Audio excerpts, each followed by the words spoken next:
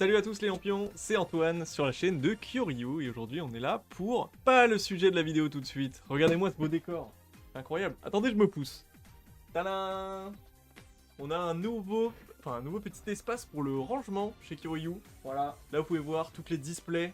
Alors ici c'est les displays françaises, japonaises, etc. Ici on a tout ce qui est cartes gradées là-dedans. Là, magnifique. Bon, il n'y a pas grand-chose, vous savez pourquoi? C'est parce que c'est pour les autres TCG tout simplement. Il y a du Yu-Gi-Oh, il y a du Lorcana, il y a quelques autres trouvailles que j'ai pu faire en rachat de collection. Et du coup des fois c'est des gros paquets où tu peux pas forcément dissocier parce que le vendeur il veut tout vendre d'un coup. Enfin voilà, et ici on a la petite desserte, juste là, hop. Petite desserte pour que je puisse faire mes petits colis. Il y a les top loaders, les sleeves, les petites enveloppes. Les cartons ils sont genre ici, juste en bas. Enfin voilà, c'était juste pour vous présenter un petit peu l'évolution, ça fait plaisir. En plus ça rajoute un petit truc dans le décor, bon ça fait un peu bordel aussi. Ne vous inquiétez pas, c'est un bordel organisé, c'est très bien rangé en final. Enfin, pour moi en tout cas c'est très bien rangé. Aujourd'hui on est là pour se faire une petite tier list. Alors, je sais que le bloc écarlate et violet n'est pas terminé, mais je pense que ça peut commencer à être intéressant de faire des petites tier lists parce que là on a une grosse série qui va sortir qui s'appelle Évolution Prismatique, qui est d'ailleurs déjà sortie en japonais, et je n'en ai absolument plus en stock sur Kyoryu.fr. Restez bien jusqu'à la fin de la vidéo, puisqu'à la fin de la vidéo je vous fais gagner, mesdames et messieurs, un petit cadeau, je vous le fais gagner donc en fin de vidéo. Donc on va se faire une petite tier list, et cette tier list elle va partir de EV1, donc écarlate et violet de base, jusqu'à Évolution Prismatique, donc ça nous fait à peu près 12 séries il me semble, à classer. Chaque fois que je vais vous présenter une série, donc EV1, EV2, EV3, ainsi de suite, je vais me baser sur deux critères pour placer ma série, enfin la série dans ma tier list. Donc le premier critère, ce sera donc mon avis en tant que vendeur. Donc tout simplement, alors moi déjà je vends beaucoup de japonais, très peu de français. Là on va se baser sur les séries françaises. Je vends beaucoup de japonais, la seule particularité c'est que souvent deux séries japonaises se regroupent pour donner écarlate et violet par exemple. Du coup il va y avoir SV1S et SV1V, je crois, donc Scarlet et Violet, qui se fusionnent pour donner EV1. Donc là, juste pour que la vidéo dure pas 40 minutes, je vais juste regrouper les deux et donner tout comme ça, enfin mon avis sur les deux séries en elles-mêmes. Et donc mon deuxième avis, ce sera celui que j'aurai en tant que collectionneur. Là où je vais dire tout simplement, ok, cette carte-là, je la kiffe juste parce qu'elle est belle, et cette série-là, je la kiffe juste parce qu'elle a des cartes que moi j'aime. Après, c'est pas forcément le cas de tout le monde. Mais je vous invite à participer en commentaire et me dire si vous auriez fait la même chose que moi dans la tier list, tout simplement. Allez, c'est parti. Ok, donc pour la tier list, on est juste ici. J'ai mis mes petites catégories, donc il va y avoir tout simplement en haut la catégorie GOAT, pour s'il y a une ou plusieurs séries qui sont les GOAT de tout Pokémon all-time, je les mettrai là-dedans. Allez, je vous propose qu'on commence sans plus tarder avec EV1. Pour moi, en tant que vendeur, c'est une excellente série. C'est une série en laquelle je crois beaucoup en tout cas, parce que elle a été trop sous-cotée en fait. C'est qu'en fait, déjà, au niveau des AR, il y a la triplette Tarsal, Kirlia et en secrète Gardevoir, que je vais vous montrer après, juste là. Donc la triplette avec la petite histoire et tout, ça rajoute un truc, c'est un Pokémon qui est hyper hype, enfin moi je l'aime beaucoup en tout cas cette série. Ensuite en AR, il y a de très belles cartes, pardon, notamment celle de Pachirisu juste ici, et on a le Riolu en AR aussi, magnifique carte. Et globalement, EV1 c'est quoi? Bah c'est des foulards sympathiques, hein. Le petit Léviator, le Arcanin juste ici, encore du Gardevoir. On a aussi les deux alternatives, mesdames et messieurs, de Miraidon et Coraidon juste ici. Et pour le coup, voilà, ça fait que cette série, elle a quand même des cartes intéressantes à aller chercher. Donc EV1, moi je vais venir la placer en très cool. Voilà, parce que pour moi c'est une série qui a été beaucoup sous-cotée à sa sortie. Et je pense qu'elle peut continuer à vraiment perf à l'avenir. Allez, ensuite on passe à EV2, Évolution à Paldea. Donc Évolution à Paldea, c'est quoi? Alors d'un point de vue vendeur, EV2, c'est une des seules séries que j'ai beaucoup vendues en français. Parce que c'est le moment où j'ai commencé les applications de vente aux enchères, donc il y avait Whatnot, Vogt, etc. Et c'est sur ces plateformes-là que j'ai vendu le plus de cette série, parce qu'en fait, il y a des AR qui sont stratosphériques.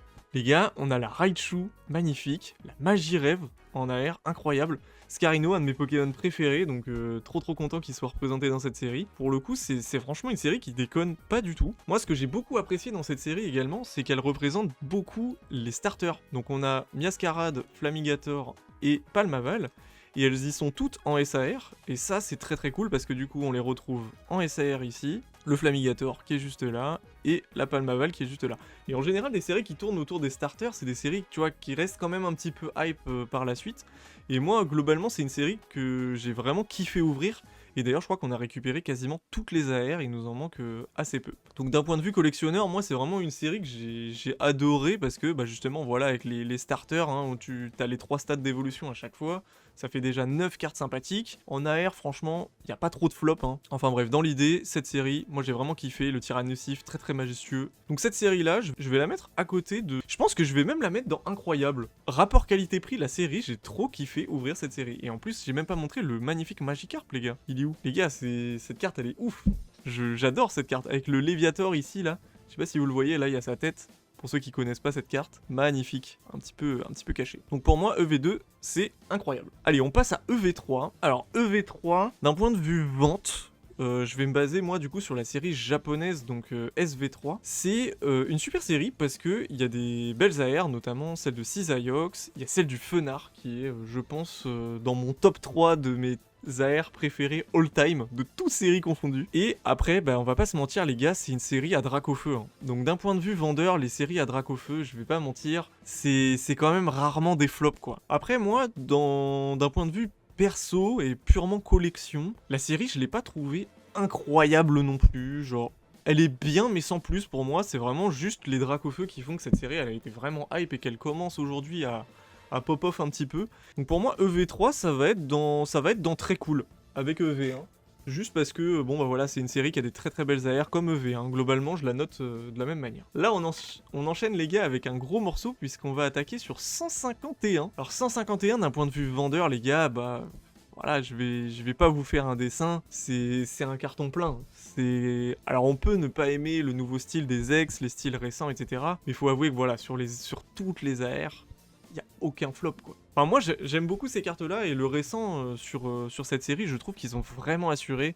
Les alternatives sont folles, pour moi il y a vraiment pas de flop quoi. D'un point de vue collection, sur 151, moi le seul petit bémol c'est que il y a eu assez vite une rupture on va dire et les prix sont assez vite monté et très très haut, ce qui fait que voilà, c'est une série que moi je peux pas me permettre d'ouvrir là comme ça sur un coup de tête, je me dis tiens je vais me péter un petit bundle 151, sachant que j'en ai quelques-uns, je peux pas arriver et me dire bah voilà ouais, je me pète un bundle 151 parce que la série est juste majestueuse, mais pour le kiff d'ouvrir, enfin ça coûte trop cher quoi. Mais sinon, on va pas se mentir, 151, moi c'est vraiment une série que j'ai adoré ouvrir, j'en ai pas ouvert des milliers, mais on a quand même récupéré quelques cartes, notamment celle-ci, je pense que c'est ma carte préférée de la série. Pour moi, elle est vraiment sous-cotée cette carte et elle coûte que dalle en japonais, et pour le coup, c'est une de mes cartes favorites de la série 151, donc pour moi, c'est une excellente série. Je vais mettre la série 151.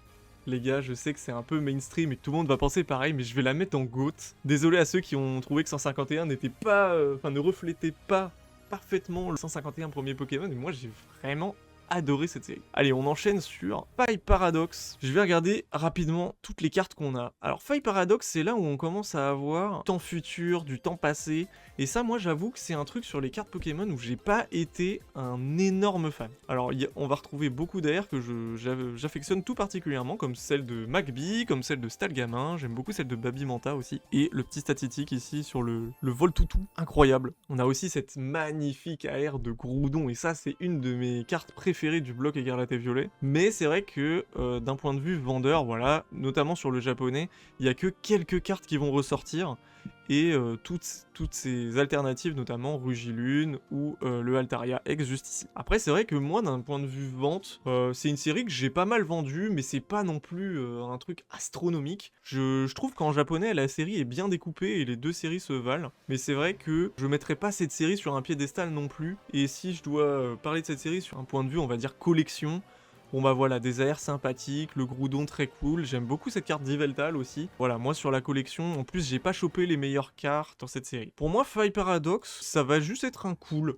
Voilà, je suis désolé pour ceux qui kiffent Rugilune, etc. J'ai pas été transcendé par Faille Paradox, voilà. Allez les amis, on enchaîne avec Destinée de Paldea. Le gros souci, pour moi, déjà en termes de collection. Allez, je commence pour la collection, celle-là. J'ai pas aimé les shiny cette année, voilà. Sur Destinée de Paldea, en vrai, les shiny, je les trouve pas si cool. Bon, alors c'est vrai qu'on a des Pokémon qui sont intéressants, on va dire, mais ça, c'est vraiment d'un point de vue achat-revente, à la limite, mais c'est pas des cartes que j'affectionne particulièrement et que je collectionne personnellement. Donc, on va dire que tout ce qui est shiny, j'ai pas été transcendé. On va pas parler du taux de hit des AR parce que bah, globalement il y en a pas, hein. Les AR de cette série c'est vraiment les shiny. Et puis bah, en termes d'alternatives, à part ces trois là, bah, les autres sont vraiment pas dingues. Mais c'est vrai que le Bubble Mew est vraiment insane pour le coup. Ça c'est une carte que je kiffe, qui fait d'ailleurs partie de top card de Écarlate et Violet. Et sinon, d'un point de vue vente, c'est une série que j'ai beaucoup vendue sous format de display japonaise. Je vous montre rapidement. C'est des petits displays comme ceci, SV4A. Donc vous avez 10 boosters dedans et c'est des boosters de 10 cartes, ce qui est assez rare sur les boosters, sur les boosters japonais. Et pour le coup, c'est vrai que le taux de drop sur cette série en japonais est plutôt sympa. Et c'est comme c'est ce qu'on appelle un high class pack. C'est une série où il y a un hit par booster minimum, donc c'est au moins une X à chaque fois. Donc c'est vrai que c'est une série qui est relativement amusante à ouvrir, notamment en japonais. Et je pense que c'est pour ça que je mettrais cette série quand même au même niveau que les autres. Donc moi, Destiny de Paldea, pour moi, ça reste dans du très cool, juste parce que c'est une série qui est cool à ouvrir, qui a beaucoup de hits, sachant que si on considère les shiny comme des hits, ça tombe relativement souvent. Je pense que c'est une série qui est très cool à collectionner. Alors moi, j'ai pas fait les shiny, mais je pense que ceux qui le font, on pourrait dire que c'est une très bonne série pour ça. Allez, j'enchaîne avec Force Temporelle. J'ai pas du tout aimé la série, voilà. Il y a quelques AR qui sont très cool. Je parlerai de cette Tangalis par exemple. Il y a le Phantominus là que j'ai bien aimé. Mais après, globalement, c'est pas mes AR préférés, c'est pas des Pokémon qui, moi, me parlaient. Donc, d'un point de vue collection, voilà, je suis pas transcendé. Tout ce qui est temps passé, là, les trois alternatives avec le Feu Perçant, Serpenteau et Irfoudre, bah voilà, moi je me suis pas retrouvé dans cette série. Je dois avouer qu'en plus c'est des séries en japonais que j'ai même pas commandées, donc je pourrais même pas trop parler du côté vendeur. Vas-y, on va dire que cette série là, j'y ai pas cru. Pour le coup, elle sortait juste après Destiny de Paldea, et du coup Destiny de Paldea j'avais eu beaucoup de ventes, donc j'ai décidé de skip cette série là parce que la précédente marchait toujours très bien, donc je suis resté sur quelque chose qui marchait. Voilà, pour moi, Force Temporelle, ça va être du cool parce qu'il y a quelques cartes, mais vraiment, c'est une série sur laquelle j'ai fait l'impasse et j'ai quasiment aucune carte de la série d'ailleurs, donc n'hésitez pas à me dire si vous avez collectionné cette série en commentaire. Allez, on continue. Mascarade Crépusculaire. Alors, Mascarade Crépusculaire, ça va aller très vite parce que moi, c'est une série que j'ai relativement bien aimée. Voilà. Alors ça, c'est mon point de vue perso. J'ai bien aimé cette série. Il y a des cartes que je kiffe. Je trouve cette AR de Fionn par exemple incroyable. Elle est trop belle avec les petits Welmer derrière là. J'aime vraiment beaucoup. Il y a eu la Caninos de Isui qui se fait prendre en photo par son dresseur en SAR juste ici, avec le reflet du Caninos d'Isui dans l'appareil photo. Je trouve ça très cool, très bien pensé. Bien sûr, la magnifique carte d'Amphinobi que je n'ai jamais chopée, mais faut avouer que cette carte est incroyable. Mais voilà, c'est vrai que quelques cartes sympathiques, notamment le Levénard en AR, le Evoli en AR. C'est une série que moi j'ai apprécié ouvrir et sur laquelle j'ai chopé des très belles cartes, notamment aussi cette carte de Simiabraz. Il faut avouer que c'est une série qui a été boudée, donc d'un point de vue vente, je vais mettre un gros malus sur cette série, parce que c'est une série qui, en français comme en japonais, a été extrêmement boudée. Donc j'avoue que ça lui ferait perdre un petit point, mais en tout cas moi, juste de mon avis perso, j'ai vraiment bien aimé cette série. Donc Mascarade Crépusculaire, je pense le mettre dans cool quand même. Pas dans très cool parce que je la mets pas au niveau des autres. Mais j'ai quand même bien aimé ouvrir cette série, je vais la mettre en premier des cools. Parce que pour le coup, ouais, c'est celle que j'ai le plus préférée parmi les trois. Allez, j'enchaîne avec Fable Nébuleuse. Alors Fable Nébuleuse, je vais aller très vite. Mais pourquoi? J'ai fait cette catégorie juste pour elle, je suis désolé. Il y a des cartes qui sont très belles. J'aime beaucoup cette carte de Cresselia, j'aime beaucoup cette carte de Zorua, et la carte de Persian. C'est les trois seules cartes que je kiffe de cette série. Tout le reste, je n'ai pas compris. Pour le coup, les SAR, c'est des Pokémon inconnus au bataillon. Enfin, c'est vraiment très axé sur le DLC du jeu et globalement le jeu qui est sorti sur console à ce moment-là. Et c'est vrai que bah moi déjà le jeu, j'ai pas absolument kiffé le gameplay et tout. Donc ouais, c'est vrai que la série, je trouve qu'elle reflète assez bien le jeu. Et bah moi, j'ai globalement été très déçu d'un point de vue vente, parce que la série a été boudée aussi en français et en jap. Et aussi d'un point de vue bah, collection. Voilà, comme je vous ai montré, il y a quelques cartes que je kiffe. Mais sinon, c'est vraiment pour moi un gros flop. Je suis désolé à je suis désolé pour tous les fans de Fable Nébuleuse. Je sais que vous n'êtes pas beaucoup. Force à vous. Mais moi, vraiment, cette série, c'est un grand nom. Alors, Couronne Stellaire, moi j'ai beaucoup kiffé le Carapuce et le Bulbizarre en AR. C'est des cartes sur lesquelles je me suis jeté à la sortie pour pouvoir les récupérer. Par contre, ce qu'il faut savoir, c'est une série que j'ai pas beaucoup ouvert, parce qu'on avait eu les cartes largement à l'avance, et en fait, j'avais déjà repéré les cartes que je voulais choper, et je me suis rendu compte qu'il n'y en avait pas des masses, donc notamment, bah voilà, Bulbizarre, Carapuce, la Coxyclaque que j'ai chopé, La Zeraora, incroyable. Incroyable carte de cette série. Mais voilà, c'est vrai que bah, les SAR, j'ai pas été transcendé. Migavolt, ça me parle pas. Pomme d'Orochi, ça me parle pas. Briochien non plus. Terrapagos non plus. Par contre, cependant, j'ai beaucoup kiffé les petits bords comme ça, multicolores. Avec l'effet Terra Crystal qu'ils ont repris d'ailleurs dans les séries Évolution Prismatique plus tard. Ça, j'ai beaucoup apprécié. Et donc la série Couronne Stellaire, je vais la mettre dans Cool. Parce que elle était quand même un peu mieux que les autres. D'ailleurs, je vais la mettre juste en dessous de Mascarade Crépusculaire parce que voilà, ils ont tenté des trucs, ils ont mis en avant d'autres Pokémon. Il y a eu l'effet Terra Crystal un peu sympa, multicolore. Mais vraiment, je trouve qu'il n'y avait pas assez de cartes dans la série pour vraiment intéresser les gens. Et c'était vraiment très spécifique, centré sur des Pokémon qui n'avaient pas spécialement beaucoup de hype dessus, quoi. Alors, étincelle déferlante, les gars. Sachez qu'en tant que vendeur, en français, c'était impossible pour moi d'en trouver. Parce que, bah voilà, il fallait avoir un fournisseur au taquet pour pouvoir récupérer un petit peu cette série. Par contre, en japonais, j'ai pu en récupérer pas mal. Et les gars, bah, c'est une de mes meilleures ventes. Cette série, vous l'avez surkiffée.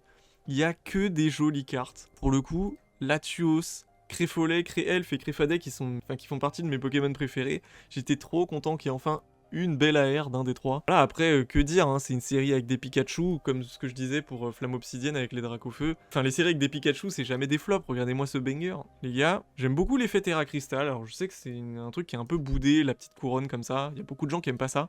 Mais moi j'ai vraiment kiffé, et les gars, comment cracher sur cette carte-là?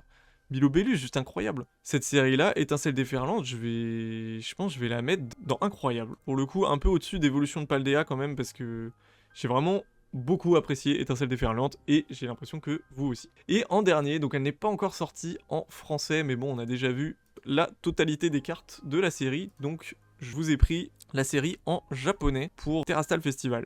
Donc l'équivalent de Évolution Prismatique en japonais. D'un point de vue vente, sur le japonais, j'en ai eu très peu, et tout est parti extrêmement vite. Mais j'en avais tellement peu que je peux pas vraiment vous dire. Mais c'est une série où il y a tellement de demandes que le prix est monté en flèche. Tout le monde en veut, ça ne s'arrête pas. Même en français, tout le monde court dans tous les magasins pour trouver cette série. C'est un banger, j'adore cette série. On a pu en ouvrir, on a ouvert une display à Noël. D'ailleurs, je vous avais montré dans une précédente vidéo les petits hits que j'avais eu. Et les gars, bah c'est que des belles cartes, hein. J'avais eu la Nymphalie notamment, que je vous montrer ici. Juste incroyable, je vous la montre en grand.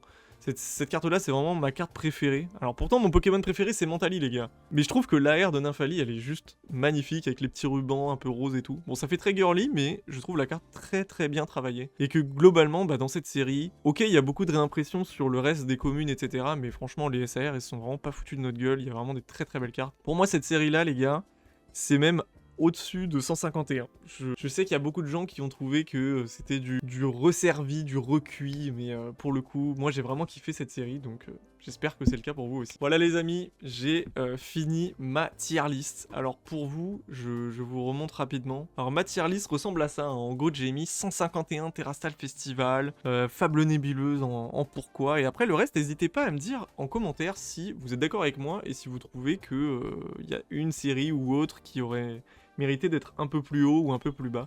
N'hésitez pas à me dire, ça me ferait vraiment plaisir de savoir ce que vous avez pensé de ce bloc écarlate et violet jusque-là, jusqu'à Évolution Prismatique. Donc c'est fini pour moi, je vais aller ranger la petite display. Oh mais regardez ce que j'ai trouvé, incroyable. Les gars, j'ai trouvé un Kitsune Pack sur mon étagère, et ça tombe bien, c'est parce que c'est le cadeau. C'est ça que je vous fais gagner. Du coup, n'hésitez pas à commenter votre Pokémon préféré en commentaire, pour tenter de gagner ce magnifique Kitsune Pack. Pour ceux qui ne savent pas ce que c'est le Kitsune Pack, c'est un pack mystère que je vous prépare sur mon site internet, Kuryu.fr, qui est en description. Et dans ce pack, tu retrouveras 2 boosters japonais aléatoires et 2 hits japonais aléatoires. Ça peut être DV, DV Star, DV Max. Et on va jusqu'aux séries qui font le début de épée et bouclier, jusqu'à la fin d'Écarlate et Violet, donc jusqu'à Évolution Prismatique. Voilà, c'est tout pour cette tier list. En tout cas, j'espère que ça vous a plu. Moi, c'est une vidéo que j'avais trop envie de faire parce que, surtout, j'ai envie d'avoir votre avis sur les séries que vous avez kiffé dans le bloc. Moi, je sais que j'ai des avis qui sont un peu tranchés parce que y a le côté vente et le côté collection. Mais il y a des cartes que j'ai kiffé collectionner et pourtant qui sont des séries qui, pour le grand public, ont vraiment flop et ont été hyper boudées. Donc j'aimerais bien savoir votre retour sur ça, n'hésitez pas à me dire en commentaire. C'était un plaisir de tourner cette vidéo et que vous puissiez la regarder. Merci à vous, c'est ciao.